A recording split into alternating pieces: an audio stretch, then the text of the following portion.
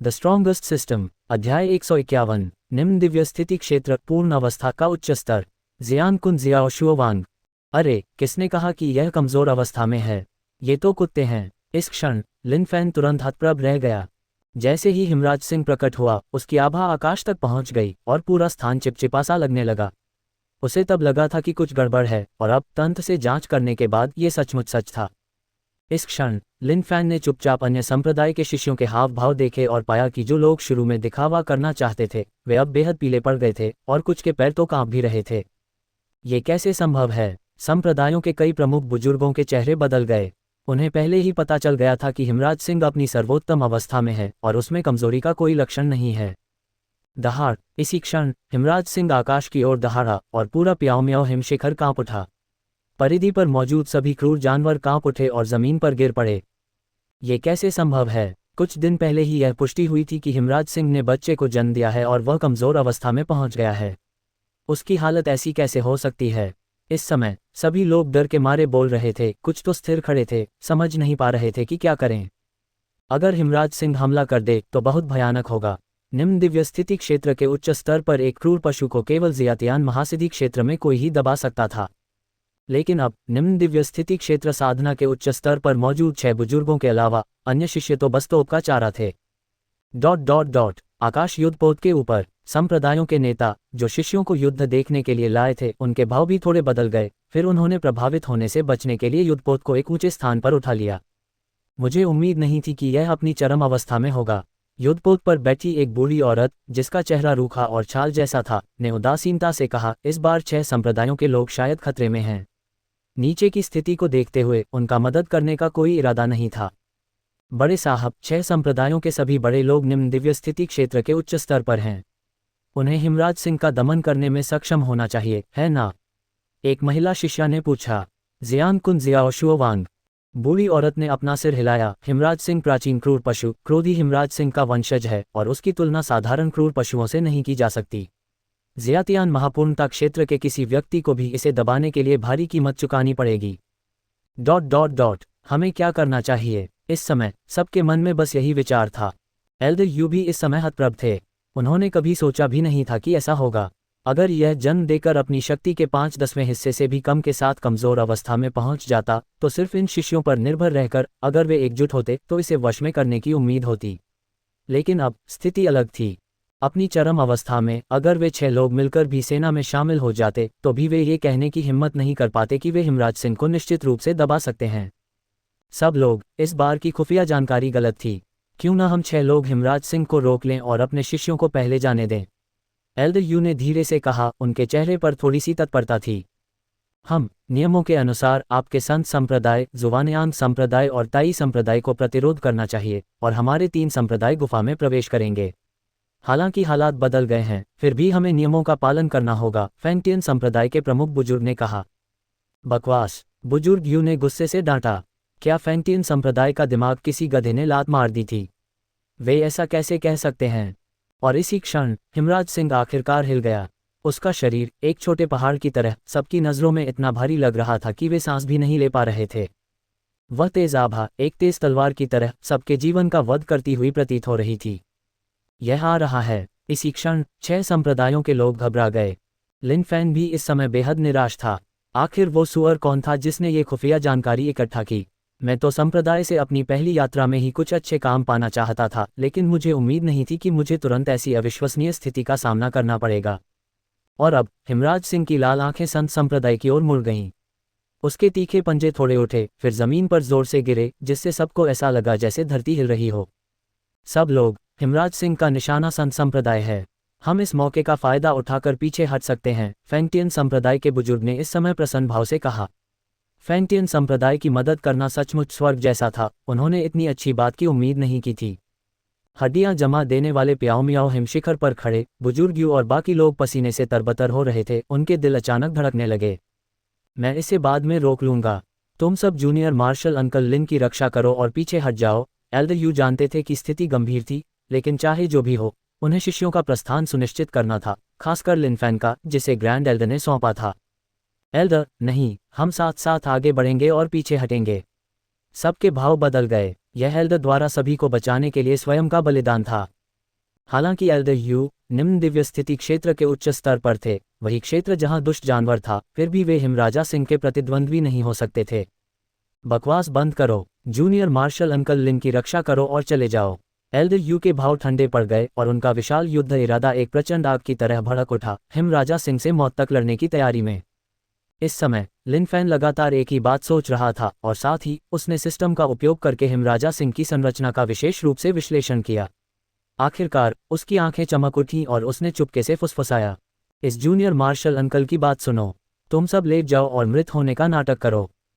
Junior marshal uncle, ये सब उलझन में थे, समझ नहीं पा रहे थे कि जूनियर मार्शल अंकल लिन का क्या मतलब था। बकवास बंद करो एल्डर ह्यू, मेरी बात सुनो, जल्दी से लेट जाओ और अपनी सांस रोक लो। इस समय लिन फैन अपनी जान बचाने के लिए बिना किसी हिचकिचाहट के लेट गया, बस यही उम्मीद कर रहा था कि यह काम आएगा। इस समय एल्डर ह्यू, जोंग हेंटियन और बाकी लोगों ने लिन फैन को अचानक लेटते देखा। एक पल की हिचकिचाहट के बाद वे सभी लिन फैन के नक्शे कदम पर चलते हुए तुरंत लेट गए और हिमराजा शेर के सामने मृत होने का नाटक करने लगे। इस समय आकाश शांत था। सभी सोच रहे थे कि संत संप्रदाय के लोग क्या कर रहे होंगे। क्या ऐसा हो सकता है कि उन्हें पता था कि यह एक गतिरोध है और उन्होंने विरोध करना छोड़ दिया था? और आकाश युद्धपोत पर कुछ संप्रदाय भी बेहद उत्सुक थे। बुजुर्ग, संत संप्रदाय क्या कर रहा है? नौस्वर्ग मंडप की एक महिला शिष्या ने उत्सुकता से पूछा। मुझे नहीं पता, बुजुर्ग महिला ने सिर हिलाते हुए कहा। उसकी आंखों में एक अजीब सी चमक थी, उसे समझ नहीं आ रहा था कि संत संप्रदाय क्या कर रहा है। जब फैंटियन संप्रदाय और अन्य संप्रदायों ने संत संप्रदाय के सभी लोगों को जमीन पर पड़ा देखा तो वे भी संदेह से भर गए। और लिन फैन का दिल जोरों से धड़क रहा था। उसे काम करना ही था, अगर वह नहीं करता तो वह सचमुच बर्बाद हो जाता। उसे बस यही उम्मीद थी कि पिछले जन्म में सीखा ज्ञान यहाँ भी काम आएगा। बड़े जीवों में स्वाभाविक रूप से छोटे जीवों के प्रति एक प्रकार की घृणा होती है, और जब वे छोटे जीव जमीन पर पड़े रहेंगे तो उन्हें मृत मान लिया जाएगा। इस समय जोंग हेंटियन के दिल में अपमान की गहरी भावना थी। एक विलक्षण शिष्य होने के नाते वह ऐसा कैसे कर सकता था? बड़े साहब, यह अशोभनीय है, हम लड़ क्यों नहीं लेते? जोंग हेनतियान ने कहा। चुप रहो और जूनियर मार्शल अंकल लिन की बात सुनो। बड़े साहब यू ने आंखें सिकोड़ लीं और जोंग हेनतियान को घूरते हुए मन ही मन ऐसे मूर्ख शिष्य को कोसने लगे जो सचमुच जवान है और स्वर्ग और पृथ्वी की विशालता से अनभिज्ञ है। अदरक जितना पुराना होता है उतना ही तीखा होता है। बड़े साहब यू इतने सालों से यहाँ थे, उन्होंने क्या नहीं देखा था?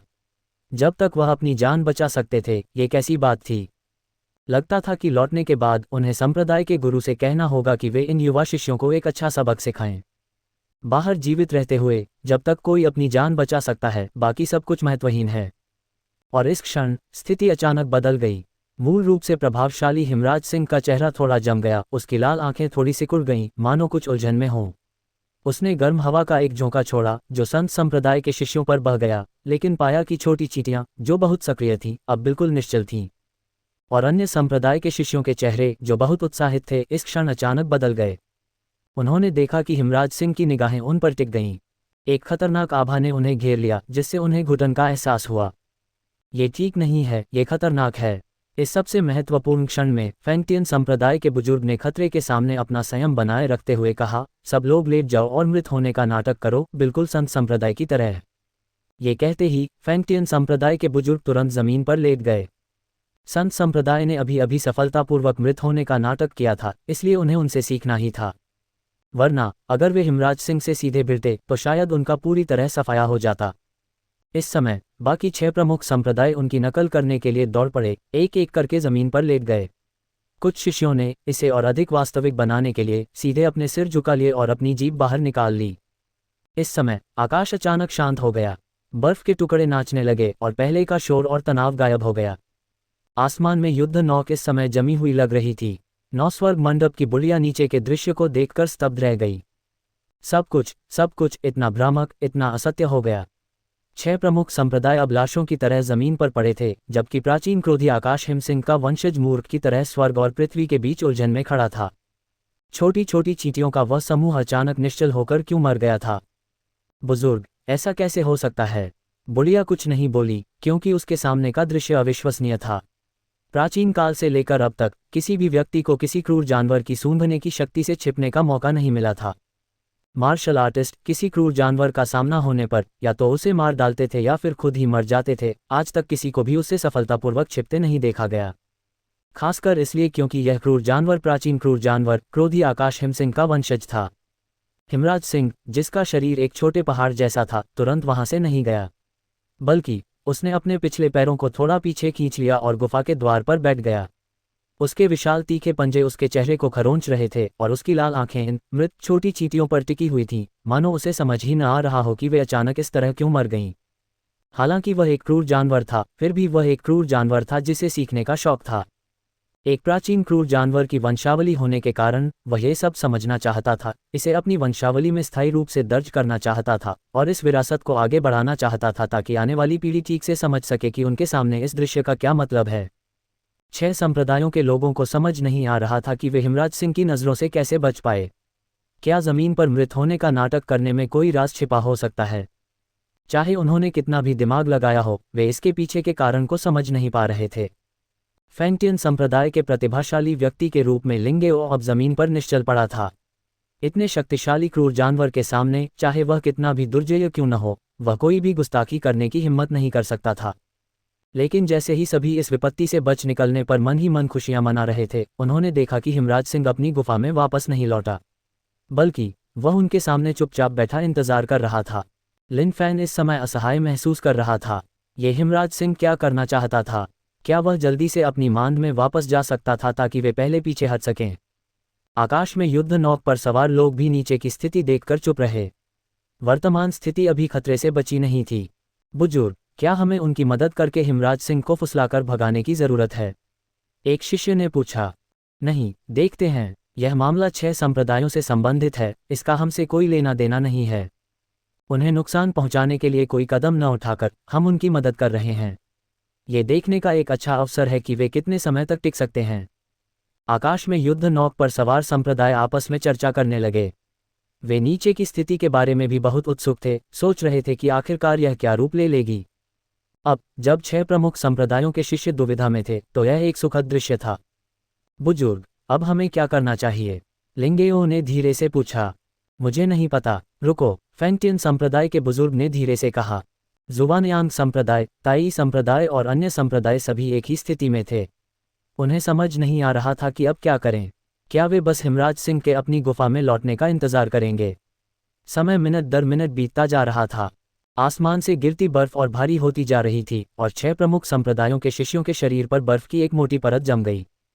लिन फैन अब एक समस्या के बारे में सोच रहा था, एक अदृश्य अवस्था में प्रवेश करना, चुपके से गुफा में घुसना, रहस्यमय तरीके से शावक को चुराना और फिर उसे ईंट से मारकर चक्कर आना। लेकिन उसने बस इसके बारे में सोचा और इस विचार को खारिज कर दिया। हालांकि अदृश्य अवस्था अद्भुत थी, ये दुष्ट राक्षस क्यूई के प्रति बहुत संवेदनशील था। अगर उसे खोज लिया जाता तो वह सचमुच खत्म हो जाता। हालांकि लिन फैन कोशिश करना चाहता था, लेकिन उसकी हिम्मत नहीं हुई। अंत में वह ईमानदारी से वहीं रुका रहा, ये सोचकर कि शायद हिमराज सिंह ऊब जाने पर चला जाएगा। जब सब चुपचाप इंतजार कर रहे थे, तभी संत संप्रदाय के एक शिष्य ने रोती हुई आवाज में कहा, बड़े कनिष्ठ मार्शल अंकल, मुझे पादना है। गहरी सोच में डूबे लिन फैन ने ये वाक्य सुनते ही मुंह से पुराना खून थूक दिया। क्या बात है? क्या तुम सच में कह रहे हो? इस नाजुक पल में वह पादना चाहता है? तुम्हें क्या हो गया है? तुम्हारी दिव्य परिवर्तन साधना में तुम्हारी ऐसी प्रतिक्रिया कैसे हो सकती है? बड़े यू ने भौहें चढ़ाईं और हल्के से डांटा। बड़े, मैंने चमकदार स्वर्ण शरीर की साधना की है। जब भी मेरे शरीर में जरा भी विष होता है, वह गैस के रूप में बाहर निकल जाता है। इस बर्फीले और बर्फीले वातावरण में मेरे शरीर में बहुत अधिक मात्रा में ठंडी क्यूई जमा हो गई है और अब चमकदार स्वर्ण शरीर उसे कुछ हद तक अस्वीकार कर रहा है। शिष्य इस समय लगभग रो पड़ा। अगर उसे पता होता कि आज ऐसा कुछ होगा, तो वह इस साधना तकनीक की साधना करने की हिम्मत न करता, चाहे उसे पीट पीट कर मार ही क्यों न डाला जाए। जब इस साधना तकनीक की चरम सीमा तक साधना की जाती है, तो यह चमकदार स्वर्ण शरीर को संघनित कर सकती है, जिससे व्यक्ति सभी विषयों से प्रतिरक्षित और सभी बुराइयों से अप्रभावित हो जाता है और भौतिक शरीर अपनी सर्वोत्तम अवस्था में बना रहता है। इसे रोके रखो, बिल्कुल भी आवाज नहीं निकलनी चाहिए, लिन फैन ने अवाक होकर कहा। ये वास्तव में उतार चढ़ावों का एक सिलसिला था जिससे उसके पास शब्द नहीं थे। जूनियर मार्शल अंकल, मैं इसे बहुत देर से रोक रहा हूं, मैं अब और नहीं रोक सकता। शिष्य का चेहरा बहुत देर तक इसे रोके रखने से लाल हो गया था। तुम, लिन फैन उसे रोकने के लिए एक स्टॉपर फेंकने ही वाला था कि तभी अचानक एक तेज आवाज गूंजी। फफ। ये पाद लंबे समय तक चली, लगातार क्यूई, ऊंचे स्वर और स्थिर धीमे स्वरों के साथ, मानो प्रकृति की ध्वनि हो। लेकिन इस समय यह मृत्यु की घंटी थी। ये खत्म हो गया। लिन फैन ने इस क्षण असहाय होकर आह भरी। दहाड़। हिमराज सिंह, जो गहरी सोच में डूबा हुआ था, अचानक एक भयंकर दहाड़ मारी। उसके विशाल अगले पंजे ठंडी रोशनी से चमक उठे और वह ध्वनि के स्रोत की ओर झपटा। उस एक पंजे से मानो पूरा स्थान कट गया हो और 5 लंबी काली रेखाएं खींच गईं जो मुड़ी हुई थीं। बुजुर्ग यू का चेहरा सदमे से बदल गया और वह दहाड़ उठा। उसके शरीर से एक तेज रोशनी निकल रही थी। उसका मुक्का, मानो स्वर्ग और पृथ्वी को नष्ट करने के लिए, हिमराज सिंह के तीखे पंजों से टकराया। धमाका। एक पल में अंतरिक्ष कंपना उठा, स्वर्ग और पृथ्वी टूट गए और बुजुर्ग यू टूटी हुई डोर वाली पतंग की तरह उड़ गए और मुंह में खून भरकर बाहर निकल गए। बुजुर्ग। सब लोग बहुत घबरा गए। उन्हें उम्मीद नहीं थी कि हिमराज सिंह इतना शक्तिशाली होगा। सिर्फ एक पंजे के साथ एल्डर यू का कोई मुकाबला नहीं था। ये भयानक स्तर सबकी कल्पना से परे था। हिमराज सिंह ने एक धीमी गर्जना की, मानो मजाक उड़ा रही हो। लिन फैन इस पल क्रोधित हो गया और हिमराज सिंह की ओर उंगली उठाई। छोटा, इतनी गुस्ताखी मत करना। और जैसे ही लिन फैन बोला, अंतरिक्ष कंपन से भर गया और हिमराज सिंह अचानक लिन फैन के सामने प्रकट हो गया। उसे पूरा निगल गया। उसकी गति इतनी तेज थी कि लोग अचंभित रह गए। प्रतिक्रिया के लिए कोई जगह नहीं बची। Junior marshal uncle. सभी घबराहट में चिल्लाए, भागो, तुम्हारे जूनियर मार्शल अंकल लिन कहाँ हैं? एल्डर यू, जिनका चेहरा हिमराज सिंह के पंजे से उड़ जाने के बाद राखसा हो गया था, ने पूछा। बड़े साहब, जूनियर मार्शल अंकल लिन को उस हिमराज सिंह ने पूरा निगल लिया, एक शिष्य ने भयभीत भाव से कहा। भयानक, ये सचमुच भयानक था। उन्होंने उम्मीद नहीं की थी कि निम्न दिव्य स्थिति क्षेत्र के उच्च स्तर के हिमराज सिंह इतने भयानक होंगे। उनमें से किसी में भी जवाबी हमला करने की शक्ति नहीं थी। अगर हिमराज सिंह को अपनी गुफा में शावक की चिंता न होती तो उनके पास बचने का कोई मौका नहीं होता। क्या बड़े साहब यू अपने पैरों पर खड़े होने के लिए संघर्ष करते हुए वापस जाना चाहते थे और लिन फैन को बचाना चाहते थे? बड़े साहब, इसका कोई फायदा नहीं है। हिमराज सिंह बहुत शक्तिशाली है, जोंग हेंटियन ने बड़े साहब को रोकते हुए कहा।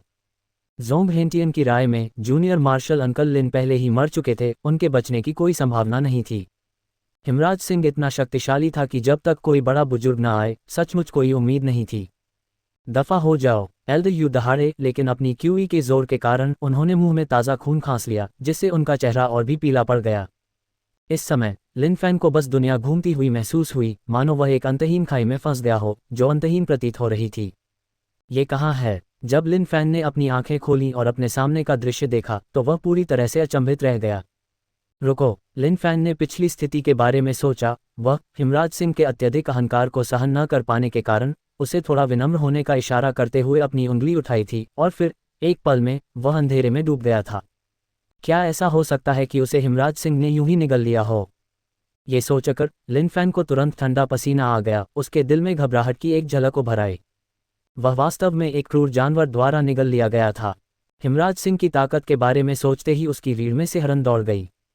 क्या ऐसा हो सकता है कि वह हिमराज सिंह द्वारा पचा लिया जाएगा, अंततः मल में बदल जाएगा और फिर स्वर्ग और पृथ्वी पर वापस चला जाएगा? ये सोचते ही लिन फैन को थोड़ा डर लगने लगा।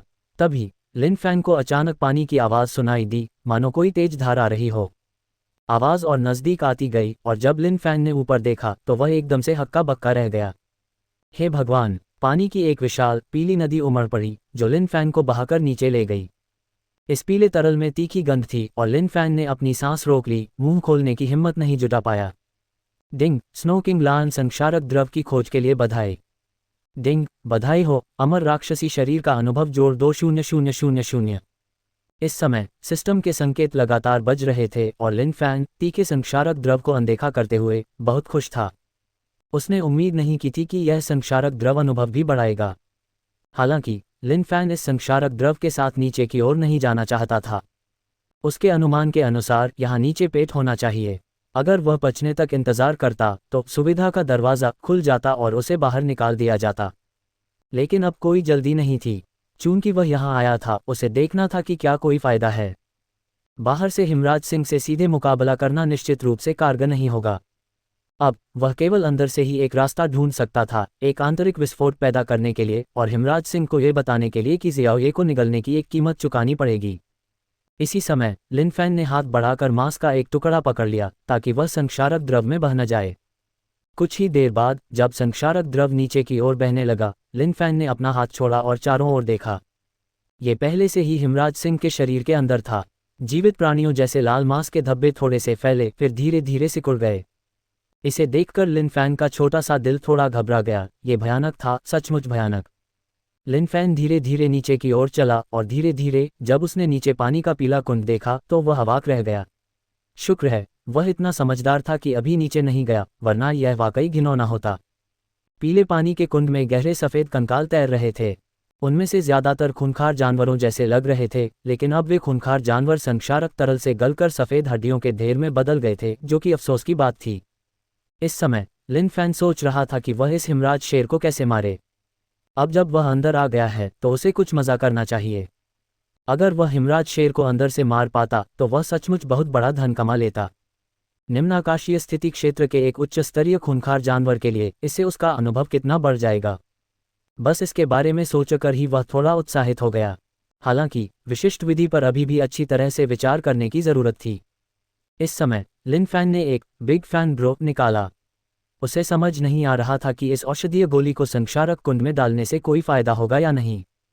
हिमराज सिंह खतरनाक जानवरों को पचाकर पोषक तत्व प्राप्त करता है, इसलिए इस बिग फैन ब्रो को डालने से कुछ असर तो होगा ही, है ना। लिन फैन इस बात की गारंटी नहीं दे सकता था कि यह काम करेगा, लेकिन कोशिश करके तो देखा जा सकता था। फिर लिन फैन को डर था कि एक गोली काफ़ी नहीं होगी, इसलिए उसने 10 गोलियां निकाली और उन्हें पाचन कुंड में फेंक दिया। जैसे ही 10 औषधीय गोलियां कुंड में गिरी, कुछ बुलबुले उठने के बाद वे बिना किसी निशान के गायब हो गईं। लिन फैन ने एक पल इंतजार किया, लेकिन कोई हलचल नहीं देखी और तुरंत थोड़ा हैरान हो गया। क्या ऐसा हो सकता है कि हिमराज सिंह का शरीर बहुत बड़ा था और बिग फैन ब्रो की औषधीय शक्ति पर्याप्त नहीं थी? हाँ, ऐसा ही होना चाहिए, वरना इसका कोई मतलब नहीं होता। फिर दांत पीसते हुए उसने अपने सारे जमा किए हुए बड़े प्रशंसक भाइयों को उसमें फेंक दिया और फिर चुपचाप इंतजार करने लगा। हिमराज शेर को हराने के लिए उसे थका देना था। हालांकि ये हिमराज सिंह के लिए कुछ हद तक उपयोगी तो होना ही चाहिए, है ना। आखिरकार ये दिव्य गोलियां थीं जिन्हें जियाओ ये ने बड़ी मेहनत से परिष्कृत किया था, और ये सार्वभौमिक रूप से प्रभावी होनी चाहिए। बाहर 6 प्रमुख संप्रदायों को अब हिमराज सिंह के बारे में कोई चिंता नहीं थी। ऐसा नहीं था कि उन्हें कोई दिलचस्पी नहीं थी, लेकिन अपनी चरम अवस्था में हिमराज सिंह ऐसी चीज नहीं थी जिसे वे दबा सकें। अब बच निकलने में सक्षम होना इसलिए भी संभव था क्योंकि हिमराज सिंह अपनी गुफा की रखवाली कर रहा था और उनका पीछा नहीं करेगा, अन्यथा शायद यहाँ कोई भी जीवित नहीं बचता। जहाँ तक संत संप्रदाय की हार की बात है, फेंगटियन संप्रदाय मन ही मन बहुत खुश था। ये सचमुच अच्छा लगा, जोंग हेंटियन ने कहा। एल्ड यू 9 स्वर्ग मंडप, बेनलेई संप्रदाय और कई अन्य संप्रदाय हिमराज सिंह पर आक्रमण करने की तैयारी कर रहे हैं। इस समय एल्ड यू का हृदय खुशी से भर गया। चाहे कुछ भी हो, जब तक हिमराज सिंह को दबाया जा सके वह लिन फैन का शरीर ढूंढने में कामयाब हो जाएगा। लिन फैन के बारे में एल्ड यू पहले ही यह मान चुके थे कि कोई उम्मीद नहीं है। हालांकि जब फेंगटियन संप्रदाय को यह खबर मिली तो वे बहुत घबरा गए। ये संप्रदाय वास्तव में हिमराज सिंह पर हमला करने वाले थे, कितने घृणित।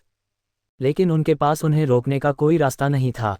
ये स्पष्ट था कि 9 स्वर्ग मंडप और अन्य संप्रदायों के लिए हिमराज सिंह पर हमला करने का साहस करने के लिए इस बार दल का नेतृत्व करने वाले एल्ड की साधना हिमराज सिंह से ऊंची होनी चाहिए। वर्तमान स्थिति को देखते हुए इससे उन्हें ही लाभ हो सकता था।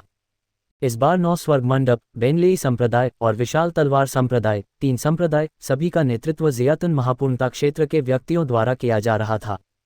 चूंकि 6 संप्रदायों के बुजुर्ग बहुत अधिक प्रशिक्षित नहीं थे और हिमराज सिंह को दबा नहीं सकते थे, इसलिए चूंकि यही स्थिति थी वे केवल अनिच्छा से ही उसे दबा सकते थे और संयोगवश हिमराज सिंह को, जिसका पूरा शरीर एक खजाना था, विच्छेदित कर सकते थे। विशेष रूप से हिमराज सिंह शावक वे उसे प्राप्त करने के लिए और भी अधिक दृढ़ थे, क्योंकि वह एक महान दिव्य लोक के क्रूर पशु का प्रतिनिधित्व करता था। 9 स्वर्ग मंडप की नेता स्वर्गीय रहस्यमयी वृद्धा शियातन महापूर्णता लोक में थी। बेनलेई संप्रदाय के नेता शांग वुशिंग शियातन महापूर्णता लोक में थे। विशाल तलवार संप्रदाय के नेता झांग त्यानहेंग शियातन महापूर्णता लोक में थे। शियातन महापूर्णता लोक में 3 व्यक्ति हिमराज सिंह को दबाने के लिए पर्याप्त से अधिक थे। 3 संप्रदायों के शिष्यों ने युद्ध में भाग नहीं लिया, वे सब युद्ध नौ पर प्रतीक्षा कर रहे थे। इस बीच 6 प्रमुख संप्रदाय कुछ ही दूरी पर खड़े होकर देख रहे थे। हालांकि वे शक्तिहीन थे, फिर भी वे देखना चाहते थे कि हिमराज सिंह का दमन कैसे होगा। झांग त्यानहेंग, पहला वार तुम्हारा है, स्वर्गीय रहस्य वृद्धा ने अपनी छड़ी पकड़े हुए कहा। छड़ी की नोक धीरे से जमीन पर लगी और तुरंत एक लहर जैसी लहर चारों दिशाओं में फैल गई, जिससे जमीन पर जमा सारी बर्फ हिल गई।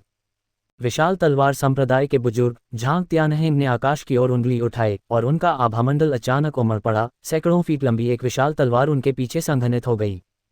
काट, गड़गड़ाहट। इस क्षण हिमशिखर गुफा जोर से हिल गई, मानो आकाश और धरती ढह रहे हों। दहाड़, गुफा के अंदर अचानक एक गर्जना गूंजी, मानो पिछले हमले ने हिमराज सिंह को पूरी तरह से क्रोधित कर दिया हो। इस समय हिमराज सिंह के शरीर के अंदर लिन फैन पागल हो रहा था। उसे विश्वास नहीं हो रहा था कि उसका बड़ा प्रशंसक भाई हिमराज सिंह के सामने बेकार है, और फिर अविश्वास में उसने बेतहाशा और अधिक परिष्कृत किया। बिग फैन ब्रो की बड़ी मात्रा हिमराज सिंह के शरीर के अंदर ऐसे फट गई मानो वे आज़ाद हों और पाउडर के ढेर हिमराज सिंह के मांस में समा गए। जियाओ, ये मैं आज इस पर विश्वास नहीं कर सकता। और इसी क्षण लिन फैन को अचानक एक हल्की सी असामान्यता महसूस हुई। संक्षारक कुंड में संक्षारक द्रव लगातार कम हो रहा था, मानो उसे हिमराज सिंह निगल रहा हो। मांस पर मोटी भुजा के आकार की कंडराएं चिपकी हुई थीं और अब वे जोर से सिकुड़ रही थीं, मानो कुछ सोख रही हों। ये काम कर गया, लिन फैन आश्चर्य से चिल्लाया। क्या ये हो सकता है कि यह हिमराज सिंह सचमुच पागल होने वाला था? 3 संप्रदायों के पुरखों ने शांत भाव से अपने सामने सब कुछ देखा। 6 संप्रदायों के पुरखों, इस बार हिमराज सिंह को हमारे 3 संप्रदायों द्वारा दबा दिया जाएगा, कृपया बुरा न माने। स्वर्गीय रहस्यमयी वृद्धा के चेहरे पर पेड़ की छाल की तरह एक हल्की सी मुस्कान उभर आई, मानो हिमराज सिंह पहले से ही उनकी गिरफ्त में हो। 6 संप्रदाय असहाय थे। ये घेरा अप्रत्याशित था और जांच में एक गंभीर त्रुटि थी। अगर उन्हें पहले पता होता तो संप्रदाय उन्हें नहीं भेजता। अब वे केवल 3 संप्रदायों द्वारा हिमराज सिंह को ले जाते हुए देख सकते थे। हालांकि हिमराज सिंह अपनी चरम अवस्था में था, 3 शियातन महापूर्णता क्षेत्र विशेषज्ञों की घेरेबंदी में वह संभवतः यहीं गिरेगा। स्वर्गीय रहस्यमयी वृद्धा, संत संप्रदाय को बस हिमराज सिंह का पेट चीरकर हमारे लोगों के अवशेष निकालने की जरूरत है। हम निश्चित रूप से एक बड़ा इनाम देंगे, एल्डर यू ने बार बार आह भरी। अब यही एकमात्र विकल्प था। यह एक छोटी सी बात है, स्वर्गीय रहस्यमयी वृद्धा ने धीरे से कहा, उसका चेहरा कांप रहा था। जब हिमराज सिंह प्रकट होगा तो हम तीनों तुरंत उस पर हमला करेंगे और उसे पूरी तरह से दबा देंगे। जुजियान संप्रदाय के बुजुर्ग झांग त्यानहेंग ने कहा। उनकी निगाहें तलवार की तरह थीं, उनकी तलवार की मंशा स्वर्ग तक पहुंच रही थी। वह वहां ऐसे खड़े थे मानो शून्य लोक की परतों को चीर रहे हों। अच्छा, बेनलेई संप्रदाय के बुजुर्ग शांग वुशेंग की हथेलियों में बिजली के सांप लिपटे हुए थे। जैसे ही हिमराज सिंह गुफा के द्वार पर प्रकट होता, वह अपनी सबसे शक्तिशाली शक्ति का प्रयोग करके उसे पूरी तरह से दबा देते। दहाड़, इसी समय गुफा के अंदर से धीमी गर्जनाओं की एक श्रृंखला आई।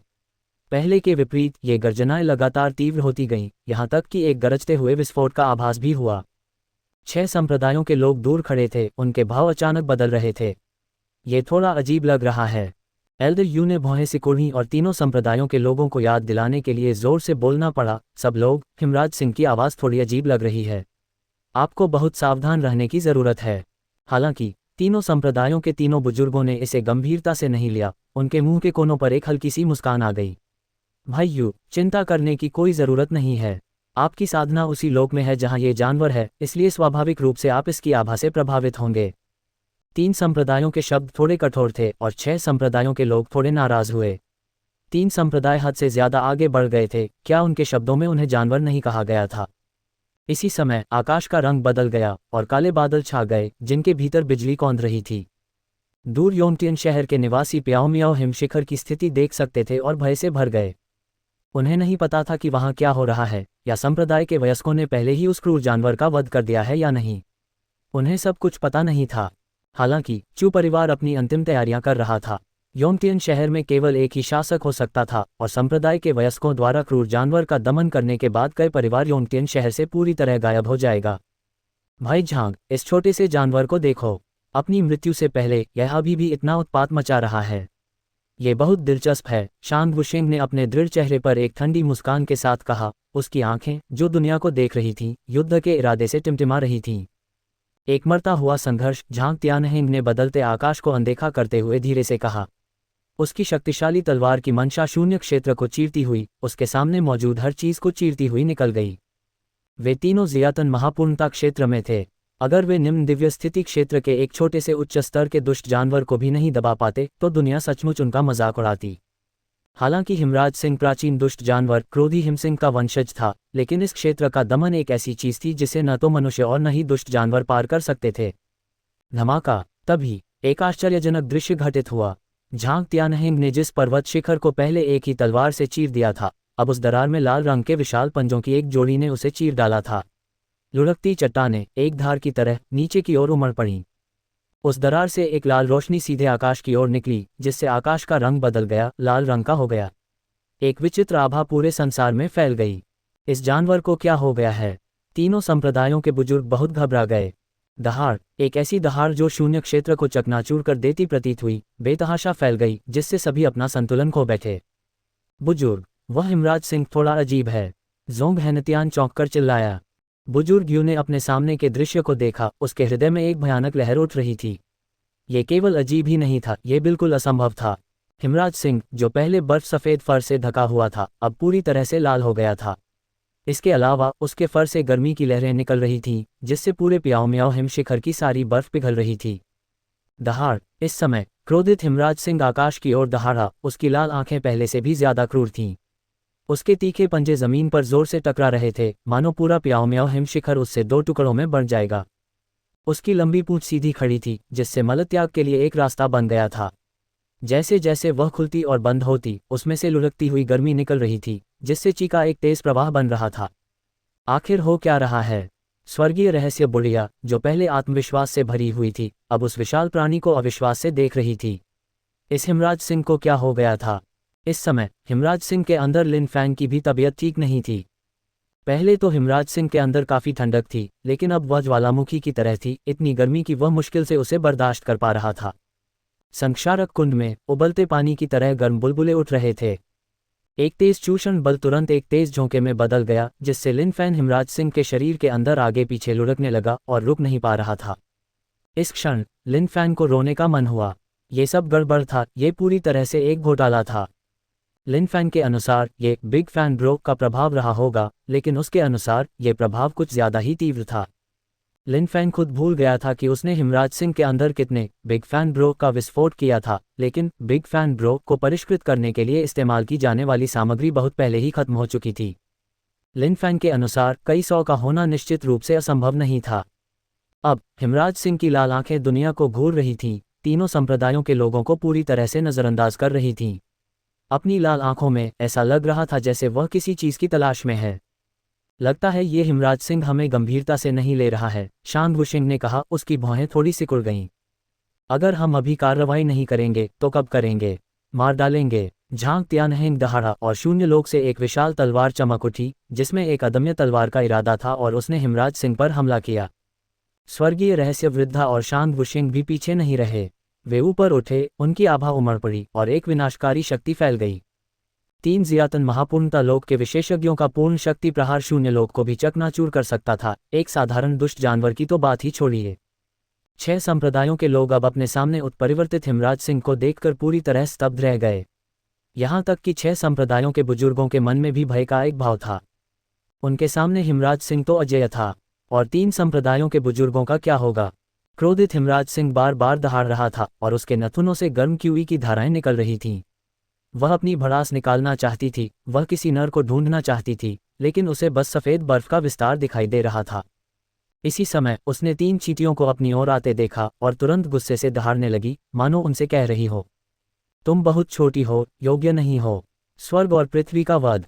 झांग त्यानहेंग दहाड़ा, उसके हाथ में विशाल तलवार चमक रही थी, जो स्वर्ग और पृथ्वी के नियमों से ओतप्रोत थी और हिमराज सिंह को 2 टुकड़ों में काटने का इरादा रखती थी।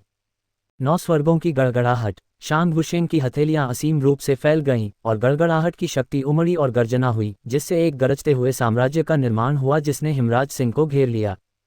स्वर्गीय रहस्य वृद्धा का डंडा तुरंत बाहर निकला, लगातार घूमता हुआ, शून्य लोक को एक साथ घुमाता हुआ, हिमराज सिंह को भेदने के इरादे से।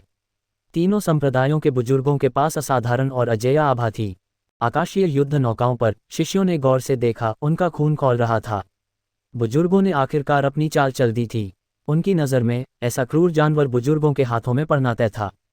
इस समय हिमराज सिंह दहाड़ा और पूरा शून्य लोक परतों में कंपन करने लगा। उसे एक बड़ा लक्ष्य ढूंढना था। उसके सामने 3 चींटियां बहुत ज्यादा उपद्रवी थीं। एक पंजा निकला, शून्य लोक को चीरता हुआ। धमाका! तीनों बुजुर्गों की सबसे शक्तिशाली शक्तियां इंच इंच करके ढह गईं और हवा में गायब हो गईं। धमाका, बुजुर्ग। इसी समय तीनों युद्ध नौकाओं पर सवार शिष्यों की चीखें फूट पड़ीं। 6 संप्रदायों के लोग तुरंत अचंभित रह गए और अविश्वास से अपने सामने के दृश्य को देखने लगे। ये कैसे हो सकता है? तुरंत मार पूरी तरह से निहत थे। ज़ियातियान महापूर्णता क्षेत्र के 3 लोग इस क्रूर राक्षस के हाथों इतने कमजोर थे। यह 6 संप्रदायों के बुजुर्गों को अब अपनी आंखों पर विश्वास नहीं हो रहा था। ये तो लघु दिव्य स्थिति क्षेत्र के हिमराज सिंह का एक उच्च स्तर था। यह इतना शक्तिशाली कैसे हो सकता है? भले ही हिमराज सिंह के पास प्राचीन क्रूर राक्षस उग्र स्वर्गीय हिमराज सिंह का वंश हो, फिर भी उसमें इतनी ताकत नहीं होनी चाहिए। बुजुर्ग, हमें क्या करना चाहिए? जोंग हेंटियन का शरीर थोड़ा कांप उठा। एक प्रतिभाशाली व्यक्ति होने के नाते उसे निडर होना चाहिए था, लेकिन इस हिमराज सिंह के क्रूर स्वभाव ने उसके हृदय में परिवर्तन ला दिया था। फेंटियन संप्रदाय के नंबर 1 प्रतिभाशाली व्यक्ति लिंगेओ भी स्तब्ध थे। इतनी ताकत का वे मुकाबला नहीं कर सकते थे। ज़ियातन महापूर्णता क्षेत्र के लोग भी एक पंजे का सामना नहीं कर सके, तो क्या वह महान दिव्य क्षेत्र तक पहुंच गया था? स्वर्गीय रहस्यमयी वृद्धा झांग त्यानहेंग और शांग वुशिंग हिमराज सिंह के पंजे से जमीन पर मजबूती से जकड़े हुए थे, जो जमीन में गहराई तक धंसा हुआ था और लगातार खून उगल रहा था। तीनों के मूल गुलाबी रंग तुरंत ही मौत की तरह पीले पड़ गए, मानो कोई रंग ही न रहा हो। ये कैसे संभव है? ये कैसे संभव है? स्वर्गीय रहस्यमयी वृद्धा स्तब्ध रह गई। उसके पूरे शरीर की हड्डियां मानो चकनाचूर हो गई हों और वह हिल भी नहीं पा रही थी। जब हिमराज सिंह का पंजा अभी अभी लगा तो उसकी ची अविश्वसनीय रूप से शक्तिशाली थी। उसके एक पंजे के नीचे तीनों पानी में छोटी नावों की तरह थे, जिन्हें तुरंत ज्वार ने निगल लिया। अब तीनों भाग्यशाली थे कि हिमराज सिंह ने उन्हें अपनी आंखों में नहीं डाला, बल्कि कुछ और खोज रहा था।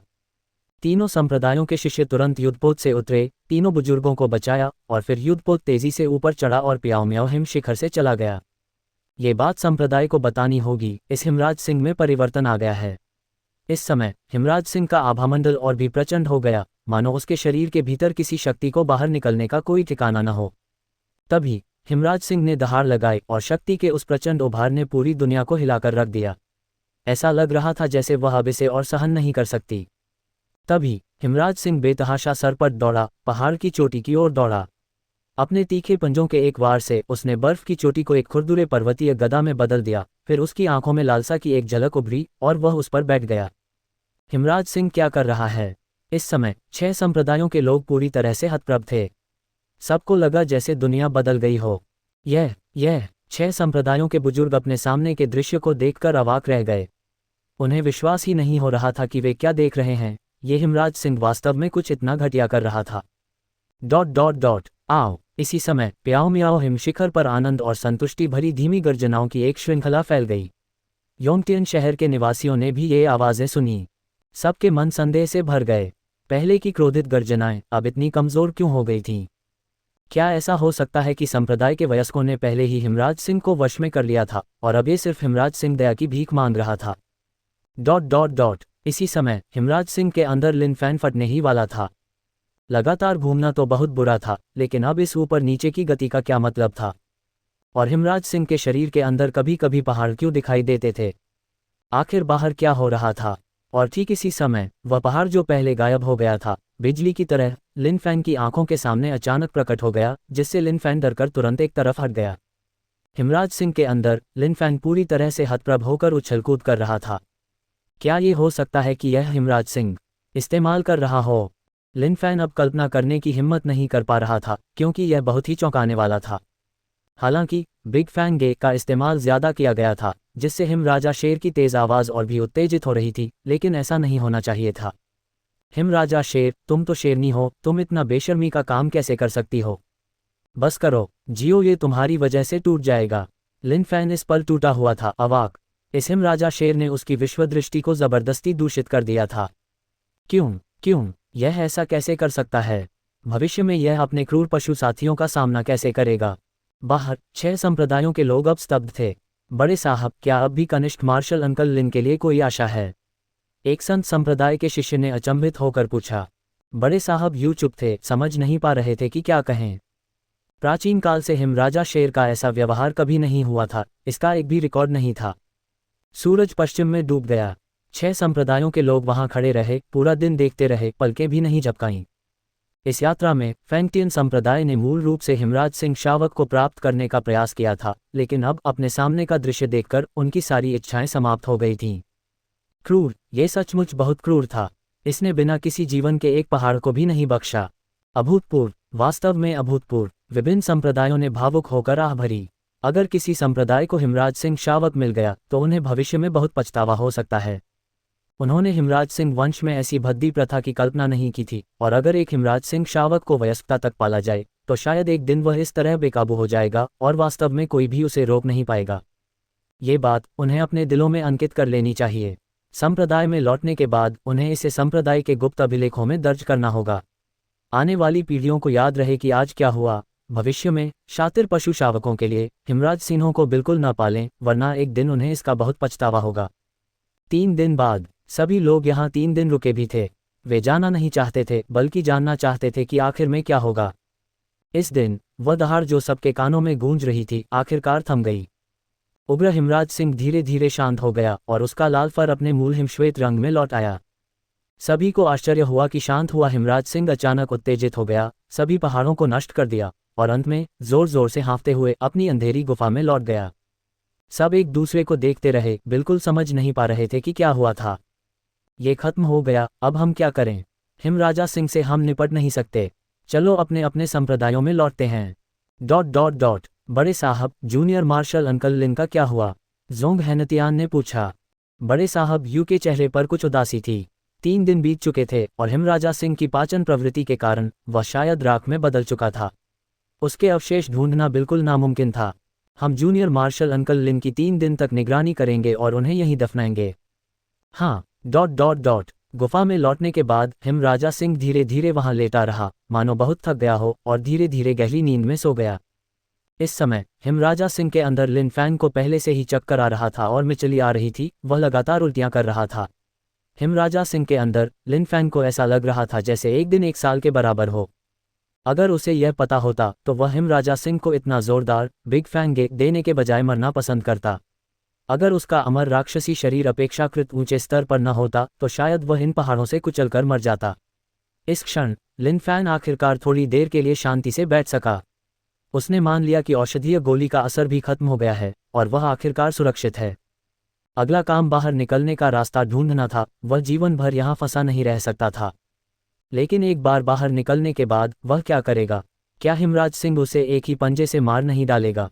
इस क्षण लिन फैंग चिल्लाया। एल्डर, 5 संप्रदाय पहले ही जा चुके हैं, जोंग हेंटियन ने अपने सामने रखे कब्र के पत्थर को देखते हुए धीरे से कहा। हाँ, एल्डर यू ने आंखें बंद करके पालथी मारकर बैठते हुए सिर हिलाया। ये घेराव नाकाम रहा था और जूनियर मार्शल अंकल लिन, जिनकी रक्षा का जिम्मा संप्रदाय ने उन्हें सौंपा था, उस क्रूर राक्षस के मुंह में दुखद रूप से मर गए थे। उन्हें समझ नहीं आ रहा था कि लौटने पर वे इसे कैसे समझाएंगे। योंगतियन शहर। फैंगटियन संप्रदाय तुरंत नहीं गया था। फैंगटियन संप्रदाय के सर्वोच्च प्रतिभाशाली व्यक्ति होने के नाते लिंगेओ को स्वाभाविक रूप से फैंगटियन संप्रदाय को योंगटियन शहर में एक रात रुकने का अधिकार था। इसका मुख्य कारण ये था कि लिंगेओ ने चू परिवार से पहले ही एक छोटा सा उपकार करने का वादा कर दिया था। ये छोटा सा उपकार लिंगेओ को बहुत साधारण लगा, लेकिन चू परिवार के लिए यह बहुत महत्वपूर्ण बात थी। चू परिवार रोशनीमंद थी, लेकिन असाधारण रूप से जीवंत था। फैंगटियन संप्रदाय के शिष्यों के मन में इस युद्ध का अनुभव करने के बाद पहले से ही कुछ शंकाएं थीं। हिमराज सिंह ने उन्हें किसी भी चीज से ज्यादा आतंकित कर दिया था। अब चू परिवार के भव्य आतिथ्य और अनगिनत बढ़िया मदिरा और व्यंजनों के साथ उनका आंतरिक तनाव कुछ हद तक कम हो गया था। चू परिवार आपकी महान दयालुता को सदैव याद रखेगा, महोदय। चू परिवार के कुलपति बहुत उत्साहित थे। अब जब तक महोदय आगे बढ़ते रहेंगे, कई परिवार चींटियों की तरह हो जाएगा, योंगटियन शहर से आसानी से हटा दिया जाएगा और चू परिवार योंगटियन शहर का एकमात्र शासक बन जाएगा। उसने ऐसा सपना तो देखा था, लेकिन उसने कभी उम्मीद नहीं की थी कि एक दिन ये सपना सच हो जाएगा। यह एक छोटी सी बात है, लिंगेओ ने उदासीनता से कहा। अगर वह उनकी बेटी के साथ नहीं सोया होता तो लिंगेओ स्वाभाविक रूप से इन बातों की परवाह नहीं करता। लेकिन ये ठीक था, इस मामले को सुलझाने से सब कुछ सुलझ जाएगा। यह महिला उनके साथी बनने के योग्य नहीं। सर, क्या आप जुए को अपने साथ संप्रदाय में वापस ले जा सकते हैं? जुए जीवन भर आपकी सेवा करना चाहती है, चूजू ने मीठी आवाज में कहा। उसकी आंखों में उम्मीद की एक झलक थी। चू परिवार के पिता और पुत्र दोनों ने उत्सुकता में अपनी सांसें रोक लीं। अगर चू जू सर के साथ फैंटियन संप्रदाय वापस जा सके तो चू परिवार की प्रतिष्ठा अडिग रहेगी। लिंगेओ के होंठों पर तिरस्कार भरी मुस्कान आ गई। तुम योग्य नहीं हो। लिंगेओ के शब्द बहुत आहत करने वाले थे, लेकिन लिंगेओ की नज़र में ये लोग चींटियों जैसे थे और चींटियों से निपटते समय फेस की चिंता करने की कोई ज़रूरत नहीं थी। चू परिवार के पिता और पुत्र ने एक अजीब सी मुस्कान दी, फिर उसे छिपा लिया और गुस्से से डांटते हुए कहा, जुए, तुम सर से ऐसा अनुचित अनुरोध कैसे कर सकती हो? चू परिवार की मदद करना सर के लिए पहले से ही एक महान फेस है, अपनी किस्मत को ज्यादा मत आजमाओ। जी हाँ पिताजी। चू जू के चेहरे पर कुछ उदासी थी, लेकिन चून की साहब पास ही थे, इसलिए उसने स्वाभाविक रूप से मुस्कुराहट छिपाई और लिंगेओ की लगन से सेवा की। फैंटियन संप्रदाय के बुजुर्ग हमेशा से युद्धपोत पर थे। उन्हें इन पारिवारिक मामलों में कोई दिलचस्पी नहीं थी। अपनी युवावस्था में बहुत कुछ अनुभव करने के बाद उन्हें स्वाभाविक रूप से ये सब अरुचिकर लगता था। जब संप्रदाय के लोग इन नश्वर परिवारों से मिलने आते थे तो उन्हें सम्मानित अतिथियों की तरह चापलूसी और अंतहीन चापलूसी के साथ स्वागत किया जाता था, जो थकाऊ था। लिंगेओ फैंटियन संप्रदाय के इतिहास में सबसे शक्तिशाली प्रतिभाशाली लोगों में से एक थे और स्वाभाविक रूप से उन्हें सावधानीपूर्वक पोषित करने की आवश्यकता थी। यह मामला अब बस एक तरह का संयम था। अगर लिंगेओ महिलाओं पर मोहित हो जाती और उस चू परिवार की बेटी को संप्रदाय में वापस ले आती तो उसका भाग्य बेहद दुखद होता। आज किसी को भेजकर कई परिवार को योंगटियन शहर से बाहर जाने के लिए कहो। अगर वे ऐसा नहीं करते हैं तो कल मैं खुद कार्रवाई करूंगा, लिंगेओ ने कहा। जी हाँ सर। चू परिवार के मुखिया बहुत खुश हुए। ... चू परिवार की तुलना में कई परिवार का आंगन सूना लग रहा था। पिताजी, फैंटियन संप्रदाय के वे साहब पहले से ही चू परिवार में रह रहे हैं, कई हेंग ने बहुत चिंतित भाव से कहा। वह चीज जो वह बिल्कुल नहीं देखना चाहता था आखिरकार हो गई। चू परिवार आखिरकार संप्रदाय के उन महत्वपूर्ण लोगों से जुड़ गया था। हेंगर, संत संप्रदाय के सज्जनों का क्या? कई परिवार के कुलगुरु ने पूछा। कई हेंग ने अपना सिर नीचे कर लिया, चुप हो गए, उनका चेहरा कुछ उदास था।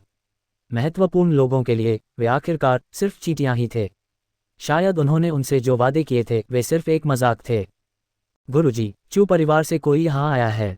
उन्होंने कहा है कि आज रात योंगटियन शहर से चले जाओ, वरना हम कल नहीं जा पाएंगे। कई परिवार का प्रबंधक दौड़कर अंदर आया। चू परिवार बहुत आगे बढ़ रहा है। कई परिवार के कुलगुरु का चेहरा बेहद उदास था। पिताजी, अब हमें क्या करना चाहिए? कई हेंग चिंता से खुद को रोक नहीं पाए। क्या ऐसा हो सकता है कि कई परिवार को सचमुच योंगटियन शहर छोड़ना पड़ा हो, जहां वे 100 साल से रह रहे थे? ... इसी समय हिमराज सिंह के भीतर लिन फैन धीरे धीरे जाग उठा। उसका पहले से कमजोर शरीर ऊर्जावान हो गया था। अब उसे सोचना था कि कैसे बाहर निकला जाए। इस हिमराज सिंह के अंदर वाकई किसी इंसान के रहने की जगह नहीं थी। लिन फैन मांस और खून के साथ आगे बढ़ा। चाहे कुछ भी हो, उसे हिमराज सिंह के मुंह से बाहर निकलना ही था। जहां तक उसके गुलदाउदी से बाहर निकलने की बात है तो वह नामुमकिन था। अगर वह मर भी जाता तो भी वह ऐसा नहीं करता। यह उसके चरित्र का मामला था। अनगिनत कठिनाइयों के बाद लिन फैन को लगा कि उसे हिमराज सिंह के गले तक पहुंच जाना चाहिए था। इस क्षण लिन फैन रुक गया। शायद उसे हिमराज सिंह के गले से अंदर से बाहर तक शक्ति का एक विस्फोट करना चाहिए, जिससे स्वर्ग तक एक भव्य दाव का विस्फोट हो और तब से वह दुनिया भर में विचरण करे। हिमराज सिंह पर गुलदाउदी के अलावा ये सबसे कोमल जगह थी। शक्ति का एक अचानक विस्फोट ही काफी होना चाहिए। इस क्षण लिन फैन ने अपनी आंखें हल्की सी बंद कर लीं, अपने अंतिम विस्फोट की तैयारी में। सर्वोच्च तलवार अभिप्राय। इस क्षण लिन फैन की पूरी आभा उमड़ पड़ी और उसके भीतर एक स्वर्गभेदी तलवार अभिप्राय संघनित हो गया। निराकार स्वर्गीय दानव। निराकार स्वर्गीय दानव उसके पीछे संघनित होकर सर्वोच्च तलवार अभिप्राय में विलीन हो गया। तलवार सम्राट। 2 साधना तकनीकों के सम्मिश्रण से उत्पन्न एक अनोखी चाल जो सर्वोच्च तलवार अभिप्राय में विलीन हो गई, एक सम्राट की आभा को धारण करती हुई। ड्रैगन सम्राट अधिपति मुद्रा। प्रवर्धन युद्ध तकनीक पूरी तरह से सक्रिय हो गई, उसकी अपनी आभा तुरंत उमड़ पड़ी और लिन फैन को केंद्र में रखकर एक बवंडर तुरंत फूट पड़ा। ब्रह्मांड को मोड़ना। काला बाघ हृदय चुराता है, जान हुआ फुजू उंगली। और अन्य साधना तकनीकें तुरंत प्रस्फुटित हुईं, जिससे उसकी शक्ति में वृद्धि हुई। इस क्षण जैसे ही लिन फैन की आंखें खुली और बंद हुईं, एक तेज रोशनी टिमटिमाई और एक अद्वितीय क्यूई तुरंत फूट पड़ी। हिमराज सिंह, जियोये के सबसे शक्तिशाली प्रहार का स्वाद चखो। इस क्षण लिन फैन ने उभरती ज्वार शक्ति को सक्रिय किया और पूरी शक्ति से शक्ति की 11 परतें खोल दीं। वह उसे यूं ही नष्ट नहीं कर देगा। डिंग। लघु दिव्य स्थिति क्षेत्र के उच्च स्तर के क्रूर पशु हिमराज सिंह को मारने के लिए बधाई। डिंग। अनुभव 600 मिलियन बढ़ गया। डिंग। स्तर बढ़ाने के लिए बधाई। डिंग। सहज उच्च स्तर तक पहुंचने के लिए बधाई। डिंग, सहज महान पूर्णता तक पहुंचने के लिए बधाई। डिंग, प्राचीन क्रूर पशु उग्र स्वर्गीय हिमराज सिंह के सार रक्त की एक बूंद प्राप्त की। ... रुको, क्या हो रहा है? इस समय लिन फैन पहले से ही फटने को तैयार था, लेकिन सिस्टम ने अचानक ये संकेत दिया, जिससे लिन फैन थोड़ा उलझन में पड़ गया। इस स्नो किंग लान की क्या स्थिति थी? यह अचानक क्यों मर गया? क्या ये हो सकता है कि यह अभी अभी जियोये की अविश्वसनीय रूप से शक्तिशाली आभा से भयभीत हो गया हो और डर के मारे मर गया हो? नहीं, ऐसा नहीं होना चाहिए। हालांकि लिन फैन अविश्वसनीय रूप से आत्मविश्वासी और आत्ममुग्ध था, वह जानता था कि स्नो किंग लान उसकी आभा से बिल्कुल भी नहीं डरता। क्या ऐसा हो सकता है कि उसने एक साथ बहुत सारी बिग फैन ब्रो औषधीय गोलियां खा लीं और फिर उसकी जीवन शक्ति बहुत कम हो गई, जिससे वह तुरंत मर गया? लेकिन यह वैज्ञानिक नहीं है। इस दुनिया में केवल बैल ही थक कर मरते हैं, लेकिन कोई भी खेत ज्यादा जोते हुए नहीं मरता। ये हिमराज सिंह आखिरकार एक मादा थी। कोई बात नहीं, ये तो मर ही गया, लेकिन ये यूं ही नहीं मरा। कम से कम इसे उसने ही मारा था और अनुभव में वृद्धि बहुत अच्छी थी, खासकर जिस तरह से उसका पद बढ़ा, जिससे लिन फैन बहुत तरोताज़ा महसूस कर रहा था। इस समय लिन फैन आगे बढ़ा, उसके ठंडे दांत देखे और सीधे अपना हाथ उठाया, उसका ऊपरी जबड़ा खोला और बाहर कूद गया। बाहर निकलने के बाद लिन फैन ने वहां पड़े गतिहीन हिमराज सिंह को देखा, जो कुछ सेकंड के लिए चुपचाप विलाप कर रहा था। हिमराज सिंह के दुखद रूप को देखकर लिन फैन को थोड़ा अपराधबोध हुआ। ये वीर क्रूर जानवर वास्तव में अत्यधिक औषधीय गोलियों के सेवन और भोग विलास से मर गया। दुखद, सचमुच बहुत दुखद। बड़ा प्रशंसक भाई, अच्छा है, लेकिन लालची मत बनो। तब से लिन फैन ने कसम खाई, बड़ा प्रशंसक भाई को एक अनमोल औषधीय गोली के रूप में सूचीबद्ध किया जाएगा। निम्न दिव्य स्थिति क्षेत्र का एक उच्च स्तरीय क्रूर जानवर भी इसकी औषधीय शक्ति का सामना नहीं कर सका, तो और कौन कर सकता है? अपने सामने पड़ी विशाल लाश को देखकर लिन फैन ने अपनी आस्तीन लहराई और उसे अपने बैग में रख लिया। हिमराजा शेर सिर से पैर तक एक खजाना था। जब वह संप्रदाय में लौटेगा तो वह इसका गहन अध्ययन करेगा। ओह, ठीक है, ऐसा लगता है कि यह हिमराजा शेर की गुफा है, इसलिए हिमराजा शेर का बच्चा भी यहीं होगा। इस क्षण लिन फैन का हृदय मधुरता से भर गया। उसने नवजात शावक को देखा, जो अभी अपनी आंखें भी नहीं खोल पाया था, और उसके मुंह के कोने पर एक मुस्कान तैर गई। बर्फ जैसे सफ़ेद बालों और सिर पर अभी तक सींग न उगने के कारण वह बिल्कुल एक छोटे शेर जैसा लग रहा था। लिन फैन ने चुपचाप शावक के पिछले पैर खोले ताकि पता चल सके कि वह नर है या मादा। लिन फैन के अनुसार अगर वह नर होता तो कितना अच्छा होता, क्योंकि नरों में आमतौर पर मादाओं की तुलना में ज्यादा शक्तिशाली युद्ध शक्ति होती है। हालांकि अफसोस की बात थी कि यह शावक मादा थी। लिन फैन को न तो पता था कि वह यहाँ कब से था, न ही उसे पता था कि संप्रदाय के शिष्य चले गए हैं या नहीं। फिर उसने शावक को अपने बैग में रखा और बिना किसी हिचकिचाहट के गुफा से बाहर निकल गया। लिन फैन की समाधि के सामने एक शिष्य रो रहा था, जैसे कोई कोयल खून के आंसू रो रही हो। उसका दिल टूट गया था। जूनियर मार्शल अंकल, मुझे सचमुच बहुत दुख है। ये सब इस जूनियर भतीजे की गलती है। मुझे उम्मीद है कि आप मुझे माफ कर देंगे। लिन फैन की कब्र के सामने रो रहा व्यक्ति अब वही शिष्य था जिसने उस दिन पाद मारी थी। उस एक पाद ने लगभग पूरी सेना को खत्म कर दिया। जूनियर मार्शल अंकल, आप अभी मेरे शब्द नहीं सुन सकते, लेकिन मुझे उम्मीद है कि मेरा दिल से निकला संदेश आप तक पहुंच जाएगा। हाँ, मैंने सुन लिया है। तभी अंधेरे में एक धीमी आवाज आई। कौन? शिष्य चौंक गया और अपने आसपास के माहौल से सावधान होकर तुरंत उठ खड़ा हुआ। अचानक एक ठंडी हवा चली, जिससे शिष्य का दिल जोर से सिकुड़ गया। धीरे धीरे उसके माथे पर पसीने की एक पतली परत दिखाई दी। क्या ऐसा हो सकता है कि आप इस जूनियर मार्शल अंकल को पहचान भी नहीं पा रहे हैं? इस समय लिन फैन कब्र के पत्थर के पीछे खड़ा था, कभी कभी अपनी अदृश्यता तकनीक का इस्तेमाल करते हुए किसी भूत की तरह प्रकट और गायब हो रहा था। Junior marshal uncle. इस समय शिष्य की आवाज कांपने लगी, उसे अपनी आंखों पर विश्वास नहीं हो रहा था। क्या तुम्हें अपनी गलती पता है? तुम्हारे उस पाद ने इस जूनियर मार्शल अंकल को मार डाला, लिन फैन ने धीमी गंभीर आवाज में कहा। टिमटिमाती हुई आकृति को देखकर शिष्य की आंखें चौड़ी हो गईं और वह अचानक एक भयानक चीख निकाल बैठा। भूत!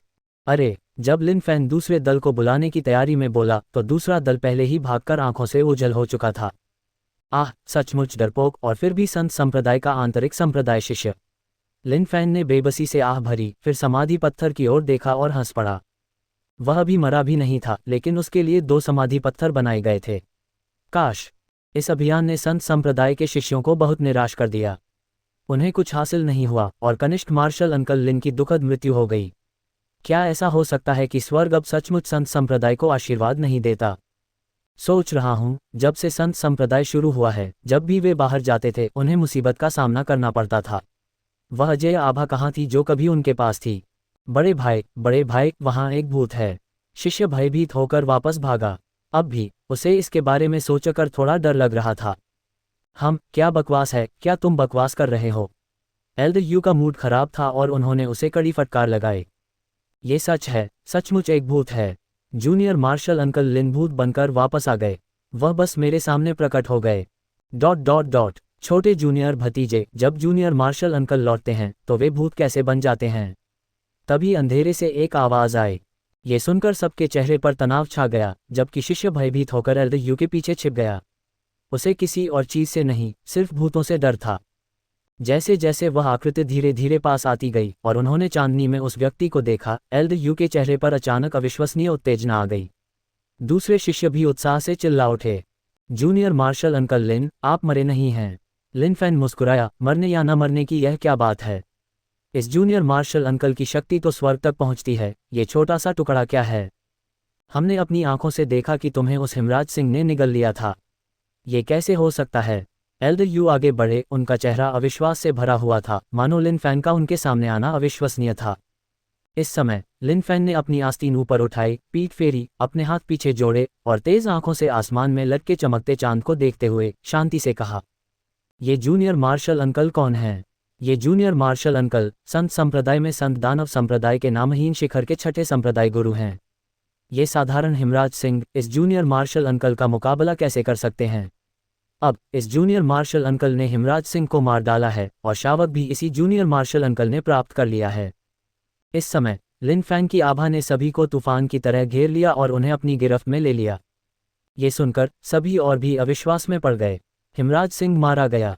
यह लिन फैंग ने धीरे से खर्राटे लिए, मानो इस बात से नाराज हो कि सभी ने उस पर विश्वास नहीं किया। देखो, यह क्या है?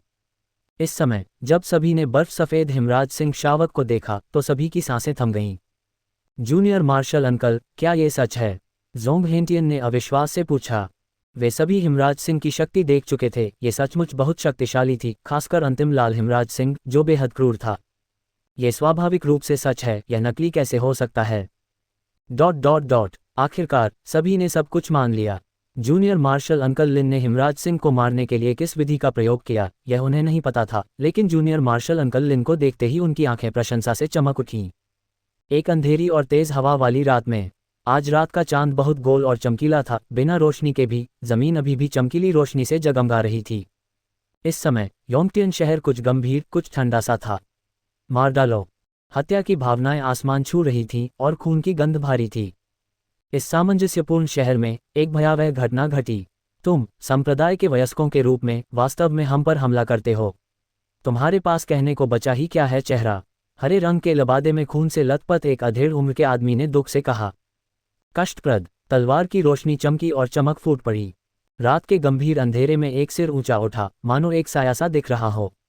बटलर कई परिवार का मुखिया कई हुई अपने सामने खड़े उस अदम्य व्यक्ति को देखकर, जो मानो किसी स्वर्गीय देवता का सा हो, विलाप करते हुए चिल्लाया। उसका तन मन तुरंत थक गया, मानो उसमें विरोध करने की कोई शक्ति ही न रही हो। हम चींटियों का झुंड, मैंने तुम्हें पहले ही एक मौका दिया था, लेकिन तुमने उसे संजोकर नहीं रखा। तुम अपनी मौत के लिए किसी और को दोष नहीं दे सकते। लिंगेओ मानो ऊपर किसी स्वर्गीय देवता का सा था, जो अपने सामने खड़ी चींटियों को देख रहा था। कई हुई, उस वयस्क ने तुम्हें पहले ही एक मौका दे दिया है। तुमने खुद इसकी कद्र नहीं की, इसलिए तुम किसी और को दोष नहीं दे सकते। योंगटियन शहर का केवल एक ही स्वामी हो सकता है, और वह स्वामी मेरा चू परिवार है, चू मुलिन ने व्यंग्य किया। कई हेंग ने एक लंबी तलवार पकड़ी और लाशों को देखा। ये सभी कई परिवार के शिष्य थे, जो अब ठंडे शरीर में बदल चुके थे। सिर्फ एक व्यक्ति, फिर भी उसने कई परिवार को बिना किसी प्रतिशोध के मार डाला। इस भारी असमानता ने उन्हें जरा भी प्रतिरोध करने में असमर्थ बना दिया था। पिताजी, कई जी कियाओ, छोटी लोली, जिसका गुलाबी सा चेहरा अब बेहद पीला पड़ गया था, कई हुई के पीछे सिमट गई। कई हुई ने अपने आसपास के लोगों को देखा और आखिरकार धीरे से अपना सिर नीचे कर लिया। वयस्क, कई परिवार जाने को तैयार है। कृपया वयस्क, हमें जीने का कोई रास्ता दो। कुलीन परिवारों में विजेता राजा बन जाता है और हारने वाला डाकू, ये सामान्य ज्ञान था। अब अपने वंश को बचाने के लिए वे केवल सिर झुकाकर आत्मसमर्पण कर सकते थे। चू मुलिन ने अपने सामने सब कुछ देखा, उसका दिल खुशी से भर गया था। अच्छा, मैं चू सबको खत्म करने वाला नहीं हूँ। तुम चूमूलिन ने भी उन सबको खत्म करने की योजना नहीं बनाई थी, बस उन्हें बाहर निकाल देना ही काफ़ी होगा। लेकिन इससे पहले कि वह अपनी बात पूरी कर पाता, एक ठंडी आवाज़ ने उसे बीच में ही रोक दिया। क्या मैंने कहा था कि तुम जिंदा निकल सकते हो? लिंगेओ की बर्फीली आभा ने पूरे दृश्य को घेर लिया। उस लहर जैसी आभा ने वहां मौजूद सभी लोगों को दबा दिया, उनके दिलों की गहराइयों में बेबसी का एहसास पैदा कर दिया। कल मैंने तुम्हें एक मौका दिया था। आज मैंने कहा था कि एक भी मुर्गी या कुत्ता नहीं बचेगा, इसलिए एक भी मुर्गी या कुत्ता नहीं बचेगा।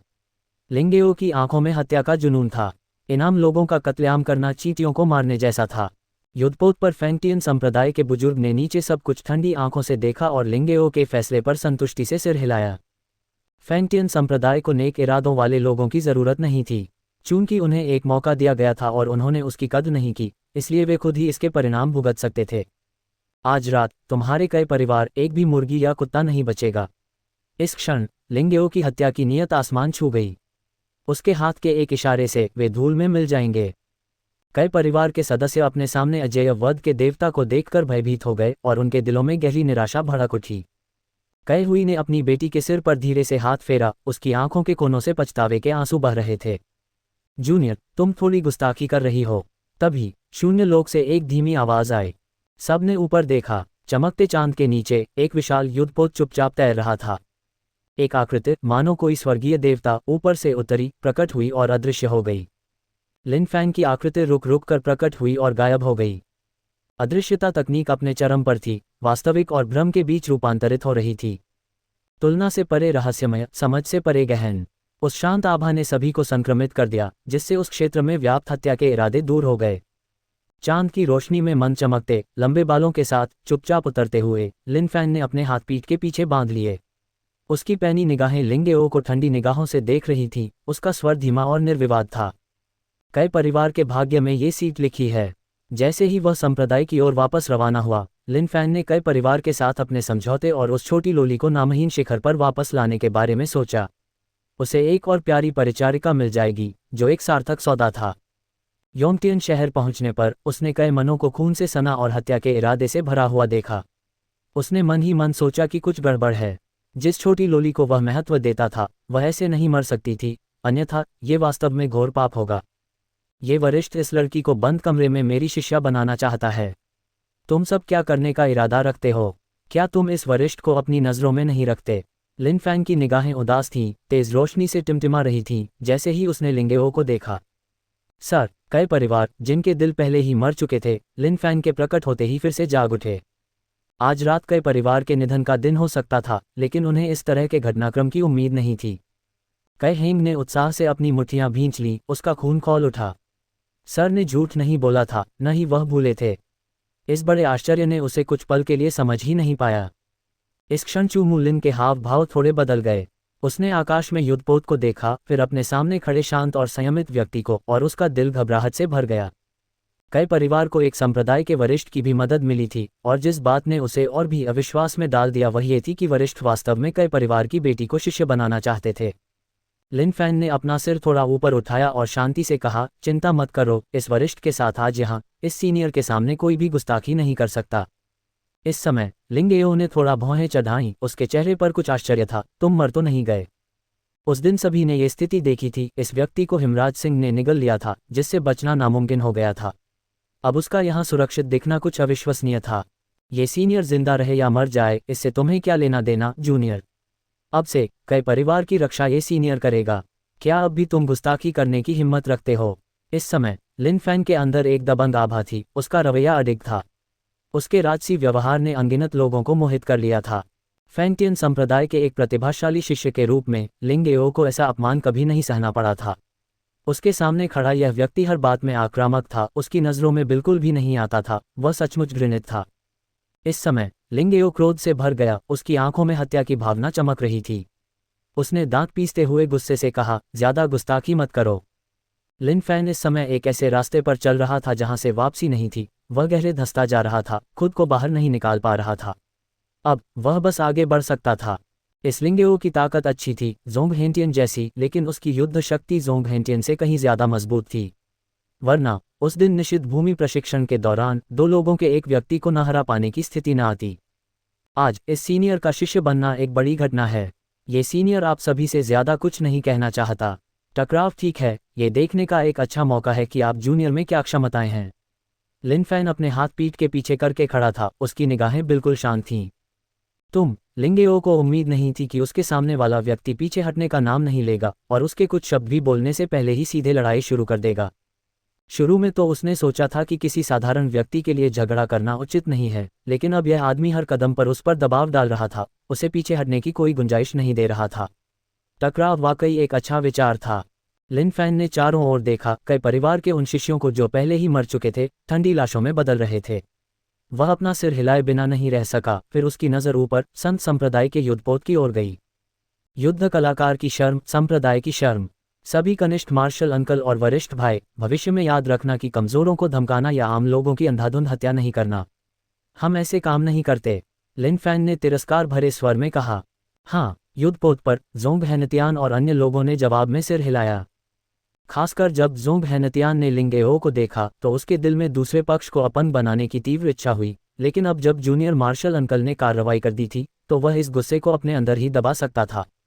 जोंग हेनतियान जूनियर मार्शल अंकल को यह भी याद दिलाना चाहता था कि लिंगेओ के पास कई अनोखी चालें हैं, लेकिन चूंकि जूनियर मार्शल अंकल इस समय नेतृत्व संभाल रहे थे, इसलिए स्वाभाविक रूप से वह लिंगेओ की प्रशंसा करके जूनियर मार्शल अंकल की प्रतिष्ठा को कम नहीं कर सकते थे। एल्ड यू जहाज के अगले हिस्से पर खड़े होकर भावशून्य चेहरे से नीचे की स्थिति को देख रहे थे। कोई नहीं बता सकता था कि एल्ड यू क्या सोच रहे थे। तुम बहुत घमंडी हो। इस समय लिंगेओ पूरी तरह से क्रोधित था, उसकी युद्ध भावना उमड़ रही थी। इस व्यक्ति को उसे अपमानित करने की कीमत समझानी होगी। मेरे लिए मरो। इसी क्षण लिंगेओ का आभामंडल अचानक फूट पड़ा और परम शक्ति से युक्त एक मुक्का लिन फैन की ओर लगा। लिन फैन वहीं निडर खड़ा रहा, उसके होठों पर हमेशा मुस्कान रहती थी। छोटे बदमाश, आज मैं तुम्हें बताऊंगा कि असली दुख क्या होता है। धमाका। इसी क्षण आकाश और धरती का रंग बदल गया। दोनों संप्रदायों के शिष्य उत्सुकता से देख रहे थे। संत संप्रदाय के आंतरिक संप्रदाय के शिष्य बेहद उत्साहित थे। इस लिंगेओ ने उनके वरिष्ठ भाई को बर्बाद कर दिया था और अब जब कनिष्ठ मार्शल अंकल ने कार्रवाई की है तो वे निश्चित रूप से भयंकर बदला लेंगे। दूसरी ओर फैंगटियन संप्रदाय को लिंगेओ से बहुत उम्मीदें थीं, क्योंकि लिंगेओ उनका वरिष्ठ भाई था और फैंगटियन संप्रदाय का एक विलक्षण शिष्य भी था। इसी क्षण लिन फैन ने लिंगेओ की मुट्ठी पकड़ ली। लिंगेओ के हाव भाव थोड़े बदल गए, वह अपनी मुट्ठी वापस खींच ली, लेकिन उसी क्षण लिन फैन के होठों पर एक ठंडी मुस्कान आ गई। उसका शरीर तुरंत गायब हो गया, और जिस क्षण लिन फैन अचानक गायब हुआ, लिंगेओ के चेहरे पर एक हल्की सी ठंडक छा गई और एक पल के लिए वह झिझका, मानो सोच रहा हो कि दूसरा पक्ष अचानक कैसे गायब हो सकता है। इस क्षण आकाश और पृथ्वी मौन थे। ऐसा लग रहा था जैसे लिन फैन सचमुच इस दुनिया से गायब हो गया हो। इतनी सारी दिव्य कलाकृतियां जिनका उपयोग नहीं किया गया है, आज आखिरकार तुम्हारे चमकने का समय आ गया है। अपनी अदृश्य अवस्था में लिन फैन तुरंत लिंगेओ के सिर के पीछे प्रकट हुआ और एक हल्की थपकी के साथ, किसी को पता भी नहीं चला, बिना किसी हिचकिचाहट के सबकी नज़रों में लिन फैन पलक झपकते ही गायब हो गया था। हम आसानी से पराजित। और जब सभी ने लिन फैन का आंकड़ा देखा तो लिन फैन ने लिंगेओ के माथे पर उंगली उठाई, फिर हल्के से धक्का दिया और लिंगेओ का शरीर पीछे की ओर गिर गया, जैसे कि उसे एक बड़ा झटका लगा हो। ये कैसे संभव है? सभी बहुत घबरा गए। उस पल में आखिर हुआ क्या था? लेकिन मामला अभी खत्म नहीं हुआ था। जैसे ही लिंगेओ जमीन पर गिरा, लिन फैन की आकृति तुरंत फिर से गायब हो गई। इसके बाद जो दृश्य होगा वह उसकी छवि को सचमुच नुकसान पहुंचाएगा। वह इसे सबको कैसे दिखा सकता था? इसी क्षण लिन फैन ने लिंगेओ के पैर पकड़े और सीधे उठाकर फैला दिए। इसी क्षण लिन फैन की आंखों में तेज रोशनी चमक उठी और दुनिया को तबाह करने वाली शक्ति का एक आभामंडल तुरंत फूट पड़ा। जान लेने वाले लगातार वार। इसी क्षण अपनी अदृश्य अवस्था में लिन फैन ने अपना दाहिना पैर जोर से उठाया और लिंगेओ की जांघों पर एक जोरदार हमला किया। तेज, सटीक, निर्दयी, तेज, बिना किसी हिचकिचाहट के। ये चाल स्वाभाविक रूप से एकदम सही थी, बिना किसी दोष के। धमाका, धमाका। इस क्षण एक ध्वनि धमाका सबके कानों में गूंजा और पूरी जमीन जोर से कांप उठी। एक पल में तेजी से दर्जनों बार पैर पटकने के बाद लिन फैन ने एक हाथ से लिंगेओ का सिर पकड़ा और उसे दूर फेंक दिया। हम फैंगटियन संप्रदाय का एक विलक्षण शिष्य बस यही है। इस क्षण लिन फैन अपने हाथों को पीठ के पीछे करके खड़ा हो गया। उसके चेहरे पर कोई बदलाव नहीं था और उसने शांति से कहा, सब कुछ इतनी जल्दी हुआ, बिना किसी तैयारी के। इस क्षण दुनिया अचानक शांत हो गई। इस क्षण फैंगटियन संप्रदाय के लोग अचंभित रह गए। इस क्षण संत संप्रदाय के लोग स्तब्ध रह गए। वे एक एक करके नीचे की स्थिति को घूरने लगे, उन्हें सब कुछ इतना अवास्तविक, इतना असंभव लग रहा था। ये ड्रैगन टाइगर युद्ध ऐसे ही समाप्त हो गया। आकाश के दहने और धरती के फटने का दृश्य कहाँ था? ये कैसे समाप्त हो सकता है? एक पल, यह लिन फैन अपने हाथ पीठ के पीछे करके खड़ा था, उसकी शांत निगाहें फैंटियन संप्रदाय पर टिकी थीं। वह एक शब्द भी नहीं बोल रहा था, एक इंच भी नहीं हिला। एक शांत आभा पूरे दृश्य में छा गई, जिससे फैंटियन संप्रदाय के सदस्यों के दिल बेचैनी से कांप रहे थे। ये बच्चा आज इस आसन का अनादर कर रहा था, इसलिए इस आसन ने उसे बस एक छोटी सी सजा दी। अगर अगली बार ऐसा हुआ तो उसे बिना किसी दया के फांसी दे दी जाएगी, लिन फैन ने शांत भाव से कहा, लेकिन उसके शब्द वज्र की तरह थे, जो फैंटियन संप्रदाय के शिष्यों के दिलों पर प्रहार कर रहे थे। फैंटियन संप्रदाय के आंतरिक संप्रदाय के शिष्यों को विश्वास नहीं हो रहा था कि वरिष्ठ भाई लिंग्यू ही हार गए। उनके सामने यह व्यक्ति इतना युवा, इतना शक्तिशाली क्यों था? क्या ये व्यक्ति संत संप्रदाय का सबसे शक्तिशाली प्रतिभाशाली शिष्य हो सकता है? इस समय युद्धपोत पर एल्डर यू ने फैंटियन संप्रदाय के एल्डर को देखा और एक हल्की सी मुस्कान बिखेरी, एक शांत मुस्कान जिसमें असंख्य भावनाएं समाहित थीं। उपहास, तिरस्कार। जाओ। फैंटियन संप्रदाय के एल्डर का चेहरा राख सा, बेहद भयानक था, और अंत में उनके दांत भींचे हुए मुंह से एक शब्द निकला।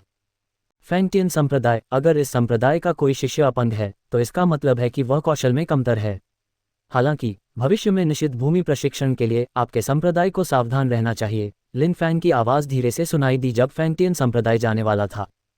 फैंटियन संप्रदाय के बुजुर्ग का शरीर थोड़ा कांप उठा, उनकी आंखों में निर्दयता की झलक दिखाई दी। चेतावनी के लिए धन्यवाद।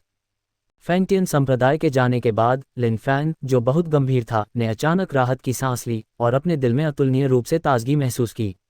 अभी अभी दिखावे की उस लहर ने उसकी सारी दिखावटी क्यूई को निगल लिया था और वह कम से कम 1 महीने तक इसका दोबारा इस्तेमाल नहीं कर पाएगा। अब लिन फैन समझ गया था कि अदृश्यता तकनीक वास्तव में एक दिव्य कौशल है। इसका अद्भुत उपयोग केवल अदृश्यता के लिए ही नहीं, बल्कि युद्ध के दौरान अचानक अदृश्य अवस्था में प्रवेश करने के लिए भी था, जिससे प्रतिद्वंद्वी एक पल के लिए भी स्तब्ध और प्रतिक्रिया करने में असमर्थ हो सकता था। और ठीक उसी विचलित करने वाले क्षण में जीत या हार का फैसला होता था। अगर अभी असली आमने सामने का टकराव होता तो लिन फैन ईमानदारी से नहीं कह सकता था कि क्या वह लिंगेओ को दबा सकता था। लेकिन जीत तो जीत होती है। साधना तकनीक एक कारण थी और दिव्य कलाकृति ईंट एक अवर्णनीय रूप से शक्तिशाली हथियार थी। यहाँ तक कि अगर उसकी ईंट से कोई देवता भी मारा जाता तो उसे घुटने टेकने पड़ते। इस समय शिष्य युद्धपोत से उतरे और लिन फैन के चारों ओर इकट्ठा हो गए। जूनियर मार्शल अंकल, आप बहुत अद्भुत हैं। वह लिंगेओ क्या है? जूनियर मार्शल अंकल के हाथों में, क्या वह बिल्कुल चींटी जैसा नहीं है? मुझे अभी भी समझ नहीं आया कि वह लिंगेओ जूनियर मार्शल अंकल से कैसे हार गया। वह बहुत तेज था, इतना तेज कि मैं साफ साफ देख भी नहीं पा रहा था। अपने जूनियर भतीजों की चापलूसी का सामना करते हुए लिन फैन के होठों पर एक हल्की सी मुस्कान आ गई। ठीक है, इस बारे में बात नहीं करते। जूनियर मार्शल अंकल की नज़र में यह व्यक्ति बस एक राहगीर था, जिक्र करने लायक नहीं। ... अभी अभी के दृश्य ने कई परिवार को स्तब्ध कर दिया था। उन्हें विश्वास नहीं हो रहा था कि वह दुश्मन, जो पहले भगवान जैसा लग रहा था, उनके सामने वाले वयस्क ने पल भर में उसे हरा दिया। इसके अलावा उनके नज़रिए से उसके पास जवाबी कार्रवाई करने की कोई ताकत नहीं थी, जरा भी प्रतिरोध नहीं। ये वाकई भयानक था। कई परिवार समृद्ध होने वाला था, सचमुच समृद्ध होने वाला था। कई हुई अब इतना उत्साहित था कि उसके चेहरे पर आंसू बहने लगे। उसकी सबसे छोटी बेटी का इस व्यक्ति की शिष्या बनना कई परिवार के लिए 100 पीढ़ियों से संचित एक आशीर्वाद था। इस समय चू परिवार पूरी तरह से हतप्रभ था। उन्होंने उम्मीद नहीं की थी कि चीज़ें इस तरह बदल जाएंगी। जो पक्का लग रहा था वह पल भर में बिखर गया। ये निस्संदेह चू परिवार के लिए एक बड़ा झटका था। बड़े भाई कहे, मैं गलत था। कृपया, मैं आपसे विनती करता हूँ, हमें छोड़ दीजिए। चू मूलिन घुटनों के बल गिरकर दया की भीख मांगते हुए रोया। ये तात्कालिक परिवर्तन चू मूलिन के लिए असहनीय था। श्रीमान, आप क्या सोचते हैं? कई हुई ने सावधानी से पूछा। अब चून की वयस्क अपनी सबसे छोटी बेटी को महत्व देता था, इसलिए स्वाभाविक रूप से उसने वयस्क को नाराज करने की हिम्मत नहीं की। ऐसे मामलों का फैसला स्वाभाविक रूप से वयस्क को ही करना होता था, कहीं ऐसा न हो कि वह अपनी सीमा लांघकर वयस्क को नाराज कर दे। तुम इस मामले को खुद संभालो। लिन फैन इसमें दखल देना या दखल देना नहीं चाहता था। फिर उसने छोटी लोली की ओर देखा। तुमने इस बारे में क्या सोचा है? क्या तुम इस आसन की शिष्या बनने को तैयार हो? श्रीमान, मेरी बेटी तैयार है, कई हुई ने जल्दी से कहा। लिन फैन ने हाथ हिलाया। उसे खुद ही इसका जवाब देना होगा। इस आसन को लोगों पर दबाव डालना पसंद नहीं है, लिन फैन ने कहा। कई जी कियाओ थोड़ी डरी हुई कई हुई के पीछे छिप गई। उस रात की घटनाओं ने इस 5 साल की लोली को दहशत से भर दिया था और वह अभी तक उबर नहीं पाई थी। कई हुई अब बेहद चिंतित थी। यह एक स्वर्ग से मिला अवसर था। अगर वे इसे हासिल कर पाते तो कई परिवार भविष्य में जरूर समृद्ध होता। शुरुआत में अगर कई परिवार का एक भी व्यक्ति किसी संप्रदाय में शामिल हो पाता तो यह एक बड़ा आशीर्वाद होता। लेकिन अब इस वयस्क का अपनी सबसे छोटी बेटी को शिष्य बनाना 100 पीढ़ियों से संचित एक और भी बड़ा आशीर्वाद था। उनके पहले के इस वयस्क को संप्रदाय में एक उच्च पद प्राप्त करना होगा और उनकी सबसे छोटी बेटी का एक निजी शिष्य बनना, उसकी भविष्य की उपलब्धियां निश्चित रूप से अतुलनीय होंगी। श्रीमान, क्या मैं अपनी बेटी से कुछ बातें कर सकती हूँ? कई हुई ने जल्दी से पूछा। हाँ, लिन फैन ने सिर हिलाया। लिन फैन के लिए नामहीन शिखर में इस समय प्रतिभा की कमी थी। निष्ठावान शिष्यों को विकसित करने के लिए स्वाभाविक रूप से बच्चों से शुरुआत करना जरूरी था। आखिरकार छोटी उम्र से ही उन्हें विकसित करने से उनमें अपनेपन की भावना का विकास होगा। इसके अलावा लिन फैन इसी पालन पोषण के आदर्श का इंतजार कर रहा था। वह इस बात का बेसब्री से इंतजार कर रहा था कि छोटी उम्र से ही पोषित ये बच्ची बड़ी होकर किस तरह की प्रतिभावान बनेगी। आखिरकार जीवन गुरु के पेशे में हमेशा से कोई खास जगह नहीं रही और अब समय आ गया था कि इस पर प्रभाव डाला जाए। संत संप्रदाय के शिष्य अब कानाफूसी कर रहे थे, समझ नहीं पा रहे थे कि जूनियर मार्शल अंकल इस छोटी बच्ची को शिष्य क्यों बना रहे हैं। वे स्वाभाविक रूप से देख सकते थे कि बच्ची की जन्मजात प्रतिभा बहुत अच्छी नहीं थी। ऐसी प्रतिभा संप्रदाय में आम थी जो ज्यादातर उसे औसत दर्जे का बना देती थी और वह भविष्य में कुछ खास हासिल नहीं कर पाती। लेकिन अब जूनियर मार्शल अंकल इस बच्ची को अपनी निजी शिष्या बनाना चाहते थे। क्या ऐसा हो सकता है कि इस बच्ची में कोई असाधारण गुण हो जिस पर उन्होंने ध्यान नहीं दिया? लिन फैन के कुछ देर इंतजार करने के बाद कई हुई छोटी लोली को ले आए। क्या तुम तैयार हो? लिन फैन ने पूछा। शिष्य, मैं तैयार हूँ। कई जी कियाओ अपने छोटे से शरीर के साथ जमीन पर घुटनों के बल बैठ गईं और लिन फैन के लिए एक साधारण शिक्षुता समारोह संपन्न किया। इस समय लिन फैन मंद मंद मुस्कुराया। अच्छा, ये लिन फैन का पहला आधिकारिक शिष्य था। कई हुई और कई हेंग दोनों ने थोड़ी अनिच्छा दिखाई, लेकिन उस वयस्क के सामने उन्होंने ज्यादा कुछ दिखाने की हिम्मत नहीं की। जी कियाओ, ये तुम्हारे पिता की ओर से है। तुम्हें इसे पहनना चाहिए और उस वयस्क से लगन से सीखना चाहिए। उस वयस्क को नाराज मत करो। कई हुई, जो कई परिवार का मुखिया था, की आंखें इस समय थोड़ी लाल थीं। उसने जी कियाओ के गले में एक जेड पेंडेंट बांध दिया। कई हेंग ने अपने मन की अनिच्छा को दबाते हुए अपनी बहन के सिर पर धीरे से हाथ फेरा। लेकिन उसकी बहन के लिए यह सबसे अच्छा विकल्प था। किसी संप्रदाय में शामिल होना ही सबसे अच्छा रास्ता था। शायद उन्हें पता भी नहीं होगा कि उन्हें दोबारा मिलने में कितना समय लगेगा। रात, हरे भरे पहाड़ समुद्र की लहरों की तरह एक दूसरे पर चढ़े हुए थे जो हल्के से दिखाई दे रहे थे। लिन फैन जहाज के अगले हिस्से पर खड़ा रात के नज़ारे को देख रहा था, जबकि जी कियाओ छोटी लोली उसके बगल में खड़ी थी, थोड़ी घबराई और डरी हुई लग रही थी। लिन फैन ने जी कियाओ की ओर हाथ बढ़ाया, उसकी आंखों में मुस्कान भर आई। जी कियाओ ने लिन फैन की ओर देखा और उसका नाजुक जेड जैसा छोटा हाथ लिन फैन की हथेली पर आराम से टिका हुआ था। लिन फैन ने अपने शिष्य का हाथ थाम रखा था, उसके होठों पर मुस्कान थी।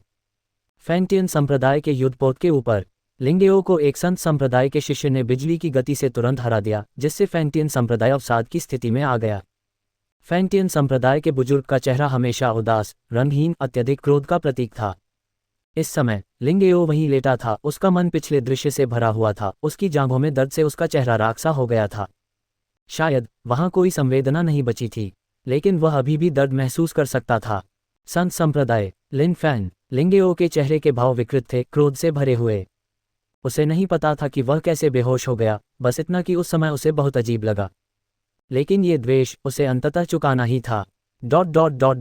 युद्धक जहाज पहाड़ों की परतों के ऊपर से उड़ता रहा और नदियों को पार करता रहा, जब तक कि संत संप्रदाय की चोटियां आखिरकार सबके सामने प्रकट नहीं हो गईं। एक दूसरे पर चढ़ी चोटियां और भी स्पष्ट होती गईं और संप्रदाय करीब आता गया। शिष्यों ने आगे संप्रदाय को देखा, उनके दिल खुशी से भर गए। हम आखिरकार वापस आ गए। हाँ, हमें संप्रदाय छोड़े हुए कई दिन हो गए हैं और मुझे उसकी थोड़ी याद आ रही है। हालांकि इस बार पूरी जीत नहीं हुई, लेकिन इसने फैंटियन संप्रदाय के लिंगेओ को एक सबक सिखाया, इसलिए यह एक सफलता थी। इस समय लिन फैन ने जी कियाओ का छोटा सा हाथ पकड़ लिया और आगे की ओर इशारा करते हुए कहा, अब से यही तुम्हारा घर होगा। कई जी कियाओ की चमकीली आंखें पर्वत श्रृंखला की ओर देख रही थीं, उनमें उत्साह की एक झलक झलक रही थी। संप्रदाय में वापसी के रास्ते में पिछले कुछ दिनों में लिन फैन और उसके इकलौते शिष्य के बीच अच्छे संबंध बन गए थे, कम से कम पिछली असहजता तो खत्म हो गई थी। इसका मुख्य कारण लिन फैन का चतुर दिमाग था, उसके पास नन्ही लोली को खुश करने के कई तरीके थे। गुरु, क्या अब से मैं भी वहीं रहूंगी? कैजी कियाओ ने अपनी बड़ी मनमोहक आंखों से पूछा। लिन फैन मुस्कुराया और नन्ही लोली के सिर पर थपथपाया। आज संत संप्रदाय असाधारण रूप से जीवंत था। आंतरिक संप्रदाय के शिष्य एक अभियान पर गए थे और किसी को पता नहीं था कि क्या हुआ। पिछले निषिद्ध भूमि अभियान में भारी नुकसान हुआ था, जिससे उन्हें कई संप्रदायों के सामने अपनी प्रतिष्ठा खोनी पड़ी थी। किसी को नहीं पता था कि इस बार वे स्थिति बदल पाएंगे या नहीं। संप्रदाय गुरु वापस आ गए हैं। झांग एगो भीड़ में बेहद उत्साहित खड़ा था। उसे संप्रदाय गुरु की बहुत याद आ रही थी।